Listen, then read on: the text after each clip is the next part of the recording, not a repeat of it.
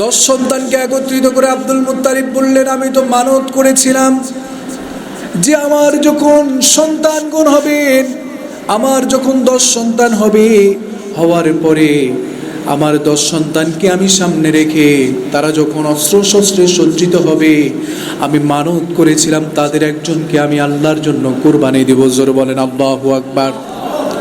হযরত ইব্রাহিম আলাইহিস সালাতু ওয়াস সালামের মতো হযরতে আব্দুল মুত্তালিবও কি করেছেন? সন্তানদের মধ্য থেকে একজনকে কুরবানি দেওয়ার নিয়ত করেছেন। হযরতে আব্দুল মুত্তালিব লটারি করলেন 10 সন্তানকে সামনে রেখে। লটারি করার পরে 10 সন্তানের মধ্য থেকে নাম উঠে আসলো আব্দুল্লাহর। কিন্তু আব্দুল মুত্তালিব এটা মানতে পারছেন না। কারণ একটাই, কারণ হচ্ছে তার সবচাইতে প্রিয় সন্তান হচ্ছে আব্দুল্লাহ। এই জন্যে বাবা হয়ে সবচাইতে প্রিয় সন্তানের কুরবানি তিনি মানতে পারছেন না, সইতে পারছেন না। তবুও কি আর করার, মানত করেছিলেন, আবার লটারি করেছিলেন। লটারির মাধ্যমে যার নাম উঠেছে এখন তো তাকেই কুরবানি দিতে হবে। আবার এটাও মনে পড়ছে ইব্রাহিম আলাইহিস সালাতু ওয়াস সালাম তার সন্তান, প্রিয় সন্তান ইসমাঈল আলাইহিস সালাতু ওয়াস সালামকেও তিনি কুরবানি করার জন্য নিয়ে গিয়েছিলেন। আব্দুল্লাহর হাতটা ধরে আব্দুল মুত্তালিব কাবার সামনে চলে গেলেন। নিজের প্রিয় সন্তানটাকে তিনি কুরবানি দিবেন। ধারালো অস্ত্র নিয়ে আসলেন। এখন সময় হয়েছে নিজের সন্তানটাকে কুরবানি করার, মানত পরিপূর্ণ করার চেষ্টা তিনি করছেন। এমন সময় আব্দুল মুত্তালিবের নানাদের গোত্রের কিছু মানুষ আসলেন, নানা সহ কিছু মানুষ আসলেন, এসে বাধা দিলেন।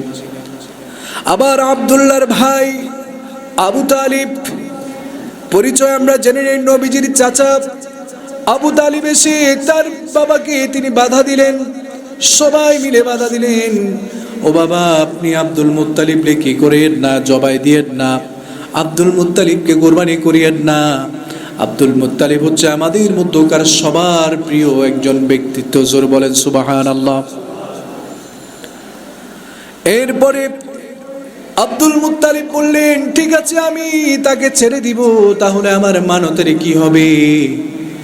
তখন সবাই বললেন, একজন নারী আছে তিনি ভালো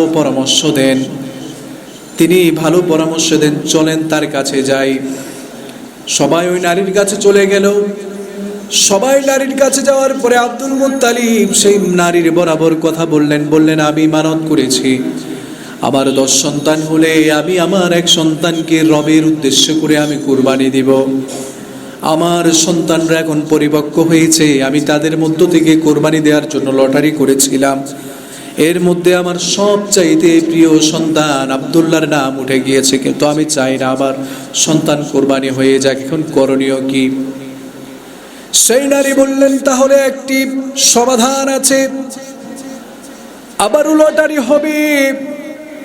আপনি বারবার 2টা বিষয়ের উপরে লটারি করতে থাকবেন। এক হচ্ছে আপনার সন্তান আব্দুল্লাহ, আর এক হচ্ছে আরেক সাইডে থাকবে 10টা উট। আরেক সাইডে কয়টা উট? যতক্ষণ পর্যন্ত আব্দুল্লাহর নাম বাদ দিয়ে যতক্ষণ পর্যন্ত উটের নাম না আসবে ততক্ষণ পর্যন্ত তত দফায় 10টা করে উট বাড়তেই থাকবে। প্রথমবার লটারি দেয়া হলো, লটারির মধ্যে আব্দুল্লাহর নাম, সবাই হতাশ। আবার লটারি করা হলো, আবারও আব্দুল্লাহর নাম, উট হয়ে গেল 20টা। এরপরে আবার করতে করতে 9 বার হয়ে গিয়েছে, উট হয়েছে কয়টা? 90টা। কয়টা? 90টা। 10তম বারের সময় আব্দুল্লাহর নাম বাদ দিয়ে উট 10টার নাম উঠলো 100টা উট। জোরে বলেন কয়টা? টোটাল কয়টা? 100টা। বাবা খুশি হয়ে গেলেন, ভাইয়েরা খুশি হয়ে গেলেন, নানাদের সবাই খুশি হয়ে গেলেন যে আমাদের সবার প্রিয় সন্তানকে আর কুরবানি হতে হবে না। কারণ হচ্ছে যে যখন লটারিতে 100টা উট চলে আসছে, কারণ আব্দুল মুত্তালিবের তো সম্পদের কোনো অভাব নেই, তিনি ছিলেন পুরো ওই কুরাইশ বংশের নেতা, সর্দার।